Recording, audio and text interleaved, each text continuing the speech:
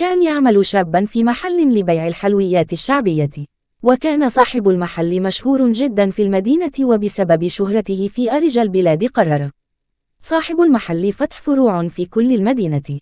وكان في نهاية الأسبوع يجمع صاحب المحل المال من جميع فروعه، ثم يأخذ الربح فيه كيس لا أن ينتهي من العمل، ثم يقوم بأخذها معه إلى منزله.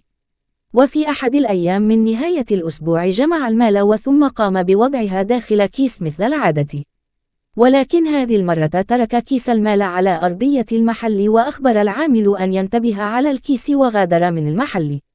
وبعد قليل جاء رجلا وطلب من العامل أن يجهز له الحلويات لا أن يعود، وكان الرجل قد طلب كمية كبيرة.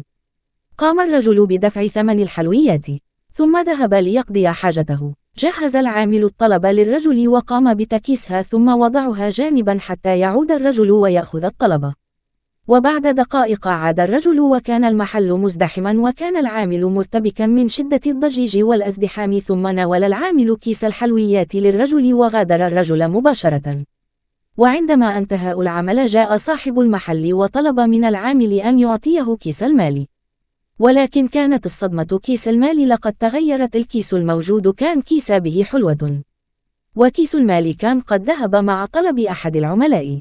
غضب صاحب المحل وصار يصرخ في وجه العامل: أين كيس المال؟ فكان العامل يحلف ويقسم بأن الكيس كان موجودا بنفس المكان، ولكن لم يصدق صاحب المحل ولم يرحمه، وفورا قام بوضعه في السجن.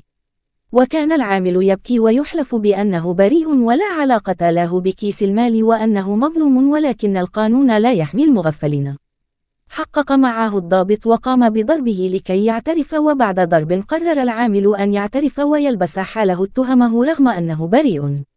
فتم تعبئة الملف بالتعريف، ثم تم الحكم عليه بأن يسلم المبلغ، وكان المبلغ $500,000، أما يقضي بداخل السجن سنه 5 أشهر. جاءت أمة المسنة وتترجأ من صاحب المحل أن يعفو عن ابنها، ولكن قام صاحب المحل بدفعها حتى سقطت أرضا. رفعت يدها نحو السماء وقالت: ربي ليس لي سواك، فأنت القوي، وأني أنا وأبني عاجزون ضعيفون، أرنا قوتك في من ظلمنا وكسرونا يا ذو العرش المتين يا فعال لما تريد. وعندما انتهت من الدعاء نظرت إلى صاحب المحل وهي تبتسم، ثم قالت: أنت شكوت ابني لعبد، وأنا شكوتك لرب العباد، وسوف نرى من هو الأقوى. أجابها بسخرية: ابنك لصا وسوف يعفن بداخل السجن، فلذلك أنصحك أن تبدأي بالتسول وجمع مالي.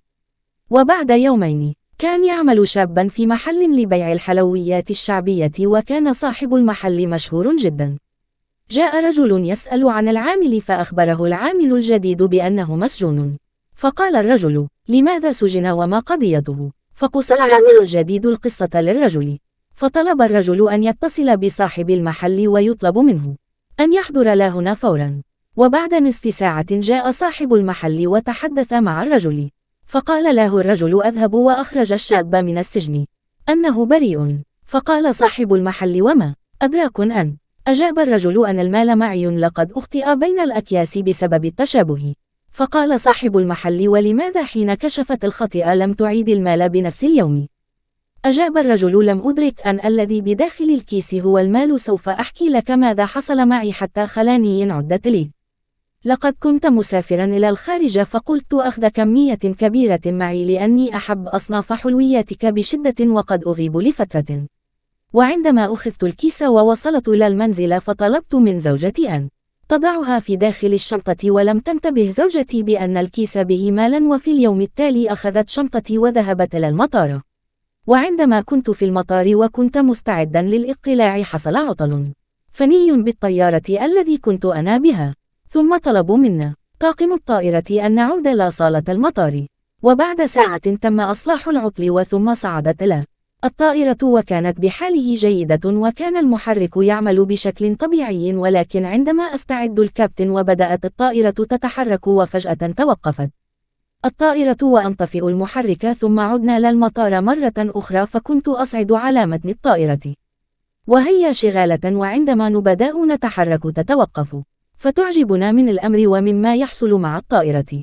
فكان معنا رجل شيخ من أصحاب الدعوة والدين فقال يوجد بيننا شخصا لا يريده الله أن رحل فقد يكون هناك معجزة. وبعد دقائق اجتمع الطاقم ورجال الأمن ومدير المطار وقرروا أن ينقسم الركاب له قسمين، فوالله أن القسم الذي كنت أنا لست منهم طارت بهم الطائرة بكل سلام وهدوء.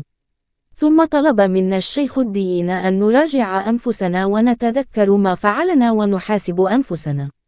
واخذ الكل يراجع نفسه فشعرت بالجوع فقمت أخذت شنطتي وفتحتها أريد أن أخذ القليل من الحلويات وأسد جوعي، فتفاجأت بالمال، فأخبرت الشيخ بالأمر وشرحت له عن الخطأ الذي حصل مع العامل، فذرفت عينه بالدموع حتى أبتل لحيته وقال لي هناك دعوة أوقفت الطائرة وأغلقت منافذ العبور، أذهب وأرجع المال لصاحبها فوالله لن تسافر اليوم ولا غدا حتى وأن صعدت كل الطائرات والمركبات لن تستطيع أن تخطو خطوة واحدة.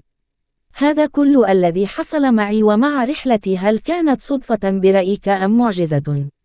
بكي صاحب المحل وقال يا ويلي ماذا سيحصل لي، لقد دعت علي المرأة العجوز.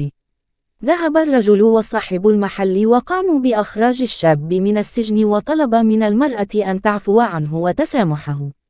عفت عنه المرأة وعاد الشاب إلى عمله رافعا الرأس.